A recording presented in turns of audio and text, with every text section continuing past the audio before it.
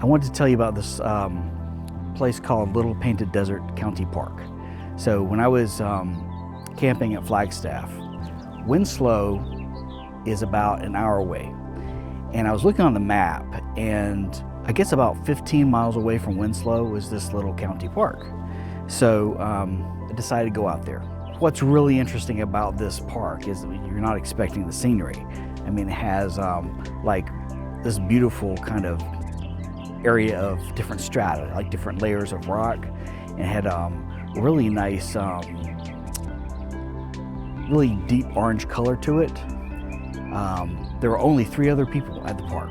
There was a couple in a camper at the very top of the hill, and then there was a motorcyclist that had driven up.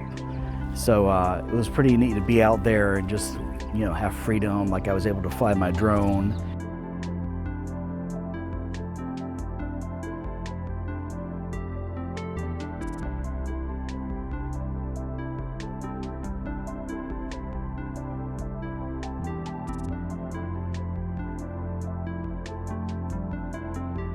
So if you're ever in the outside of Winslow and you want to stop by and see kind of a gem, you know, you should give it a try. It's one of those, I love finding destinations like this that,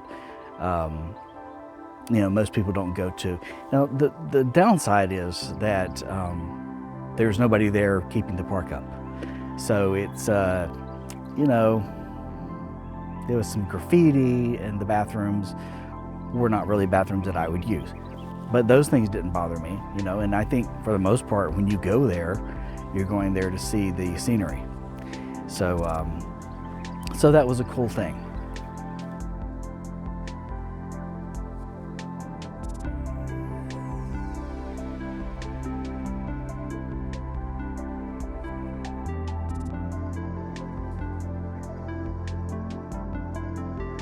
When I was on my way from Flagstaff to Winslow, I have to pass by this place. It's a meteor crater, and I went there actually last year, and it is included in one of my videos from last year, from those of you who follow me.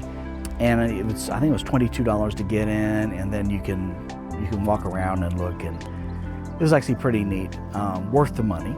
Okay, but you don't really get to touch the crater or go in the crater or anything like that. Well, this year I knew I had my drone, and so I thought, wouldn't it be neat if I could go there and fly the drone up to see what it looks like from, you know, high altitude. Now, this meteor crater is humongous. You know, I knew I'd have to go pretty high in order to, you know, get a good view of it. So in this drone, my drone only goes 1,640 feet, and then it won't go any further. It just says maximum altitude reached, right? So I said, well, I'll give it a try. So it's this long road. It's called Meteor Crater Road. So I'm driving down this long road. It's probably 7 miles or so. And then when it gets near the meteor crater, it kind of goes over to the left. Well, if you keep going straight, it turns into a dirt road, and there's nothing out there. So I said, I'm gonna get on this dirt road. So I go down this dirt road. I go down like several miles. No one's around, but I swear to you, there's signs like every 10 feet. No trespassing, electronic surveillance in effect, no removing any rocks, meteorological, you know, research site. And I mean, you'd think it was Fort Knox. I mean, there were just so many different signs. So I kept going and kept going, and after a few miles, I noticed there was a sign there that says limited hunting allowed. I said, oh, I guess I can get out of my truck now.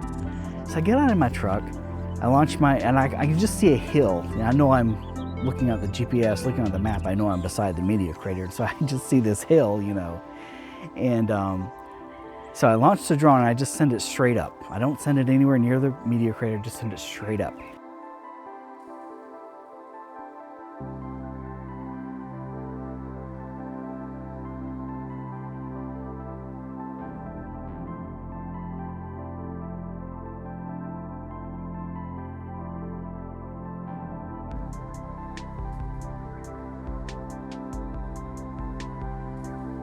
And I'm going higher and higher and higher.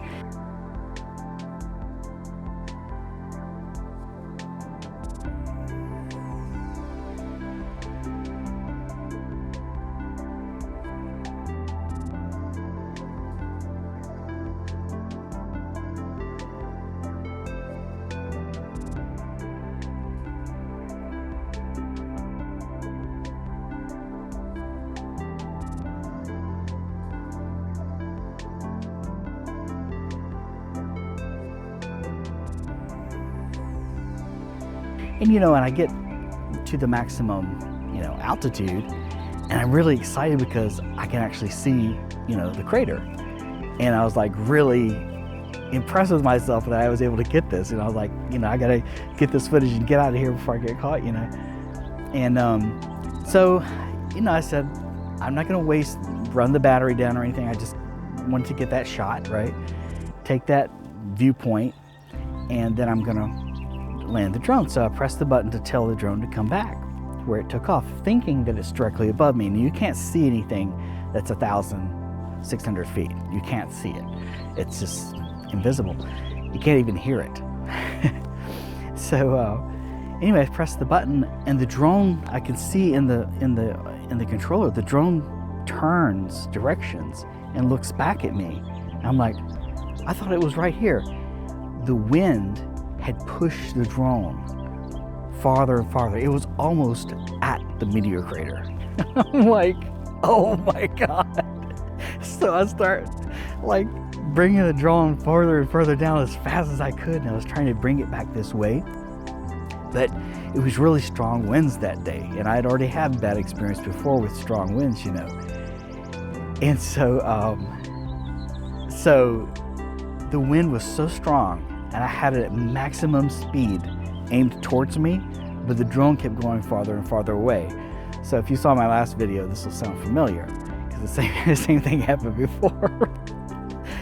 And I couldn't run to it because I couldn't run on that property. Finally brought it down to where it was close to the ground, so there weren't enough wind currents. And so I finally got it back. It finally came back to me. And I got it in the nick of time, and I took off and left out of there. So I was really happy that I went out there and took the chance. I'm glad I got that view of the meteor crater. I mean, that's like once in a lifetime view,